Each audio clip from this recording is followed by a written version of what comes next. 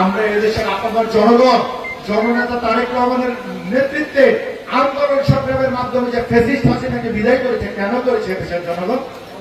একটা অবাধ সুষ্ঠু নিরপেক্ষ নির্বাচনের জন্য, যে নির্বাচনের মাধ্যমে তারা তাদের পছন্দের নেতাকে নির্বাচিত করতে পারবে, পছন্দের নেতাকে নির্বাচিত করে পছন্দের সরকার গঠন করবে দেশে, এবং সেই সরকারের মাধ্যমে তাদের সকল প্রকার গণতান্ত্রিক অধিকার রক্ষা হবে।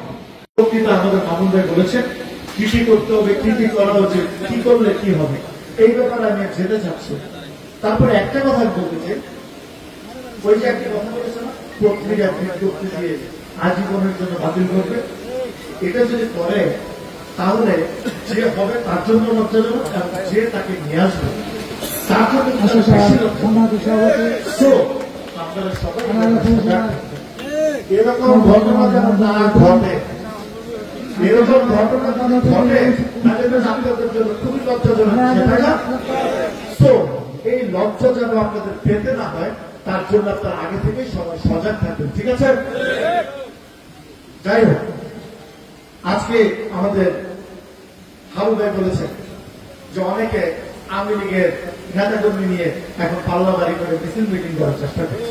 আমি কালাপাইরাতে শুনেছি, কালাপাইরাতে সালমান আনোয়ার যিনি সবল চেয়ারম্যানের সাথে যোদ্ধা ছিলেন, বাবুর অন্যতম সৈনিক, আজকে আমাদের কতিপয় লোকজন যারা নজরুল ইসলাম বাবুর সাথে বিরোধী সঙ্গে চালালি করেছে, তারা এখন কিন্তু তাদের মতো আনোয়ারের মতো এই আনোয়ার টাইপের লোকজনদের নিয়ে পরিস্থিতি নষ্ট করার চেষ্টা করছে, আওয়ামী লীগকে ইনফ্লুয়েন্স দেওয়ার চেষ্টা করছে। আমি আপনাদেরকে বলতে চাই, আওয়ামী লীগকে কোন প্রকার ইনফ্লুয়েন্স দেওয়া যাবে না, জবাব দিতে হবে। এই স্বৈরাচারী হাসিনা, রাক্ষসী হাসিনা কিভাবে দেশের মানুষকে হত্যা করে দেশের মানুষের সকল প্রকার অধিকার উচ্ছ্বসিত করে রেখেছিল আপনারা দেখেছেন, কিভাবে গণহত্যা করেছিল আপনারা দেখেছেন, কিভাবে পালিয়েছে আপনারা তাও দেখেছেন। তারই দলের কোন কর্মী এখনো মাথা জাগিয়ে কথা বলবে, বিশৃঙ্খলা তৈরি করার সাহস পাবে, এটা আপনারা কিন্তু করতে দেওয়া যাবে না। এ ব্যাপারে জিরো টলারেন্স, আওয়ামী লীগের ব্যাপারে জিরো টলারেন্স মনে থাকবে, কোন প্রকার ছাড় দেওয়া যাবে না। সংগ্রামী ভাই শোনেন, 31 দফা মামুন ভাই বলেছেন, 31 দফা কি? 31 দফা নিয়ে আপনারা কিন্তু ইলেকশন মুখী কাজ করতে পারছেন, নির্বাচন মুখী কাজ করতে পারছেন। 31 দফা আপনারা নির্বাচনের পরে যদি বিএনপি সরকার গঠন করে, বাংলাদেশ জাতীয়তাবাদী দল, তাহলে আমাদের নেতা, এদেশের সকলের পছন্দের নেতা, হৃদয়ের বাদশাহ জননেতা তারেক রহমান কিভাবে আগামীর বাংলাদেশ চলবে, আগামীর সুন্দর স্বপ্নের বাংলাদেশ চলবে, সেই রাষ্ট্রীয় অবকাঠামো নির্মাণের জন্য 31 দফা বাস্তবায়ন করার জন্য কাজ করছে। সেই 31 দফা আমরা কিছু কিছু দল যারা ষড়যন্ত্র করছে, আপনারা সামওয়ানের কথা আমাদের ইউসুফ আলী মেম্বার বলেছেন, আমি তার নামটা নিতে চাই না। আমাদের যে কোনো একটি সরকারি ডেটে একটা অনুষ্ঠানে সামওয়ান বলেছিল আমি মুক্তিযোদ্ধা ছিলাম। আমি খুব লজ্জা পেয়েছি, আজকাল রাজাকাররাও নিজেদেরকে মুক্তিযোদ্ধা পরিচয় দিতে শুরু করেছে। যাই হোক, আমি ওই ব্যক্তির নামটা নাই বললাম, এখানে গণমাধ্যমের ভাইয়েরা আছেন, আমাদের অনেক নেতৃবৃন্দ আছেন, অনেক জনতা আছেন, আপনারা হয়তো জানেন এই কথাটা কে বলেছেন, আমি সেদিকে যেতে চাচ্ছি না। বা আমি মনে করিয়ে দিতে চাই, শোনেন, রাজাকারি করে, দেশের সাথে বেইমানি করে, দেশের মানুষের সাথে বেইমানি করে, জাতির সাথে বেইমানি করে মুক্তিযোদ্ধা সাজবেন, এটা কিন্তু হবে না। মুক্তিযোদ্ধা সেজে আবার দেশের সর্বনাশ করবেন, সেটা কিন্তু হবে না। ২৫০০০-এর জনগণ সেটা হতে দিবে না, ঠিক কিনা ভাইরা? ঠিক বলেছি? হতে দিবেন সেটা? শোনেন, রাজাকার ছিলেন, চুপচাপ থাকেন, মুক্তিযোদ্ধা সাজতে আসেন না, ঠিক আছে? তাহলে আপনি যে রাজাকার ছিলেন এটা কিন্তু মানুষ আবার পুনরায় মানুষের মাথায় আসতো, এটা মানুষের নলেজ আবার চলে আসবে। অনেক হয়তো আবার ভুলে গেছে, আপনি নিজে তাদেরকে স্মরণ করিয়ে দিচ্ছেন, এটা আপনার জন্য সমস্যা।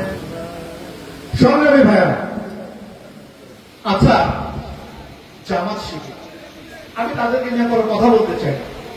আপনারা দেখেছেন ২,৫০০ মাহমুদপুরে এবং কিছু কিছু জায়গায় তারা মিছিল করছে আওয়ামী লীগের লোকজন সাথে নিয়ে। আরে ভাই, আপনাদের জোর থাকে তো নিজেরা মিছিল মিটিং করেন না, আপনাদের জনমত থাকে, আপনাদের যদি জনগণ আপনাদের সাথে থাকে নিজেরা মিটিং মিছিল করেন। আওয়ামী লীগকে সাথে নিয়ে করছেন কেন? আপনাদের লোক নাই, আপনাদের জনমত নাই, তাহলে চাপাবাজি কেন করেন? ২,৫০০ যে অবস্থা, সারা বাংলাদেশের জামাতের একই অবস্থা।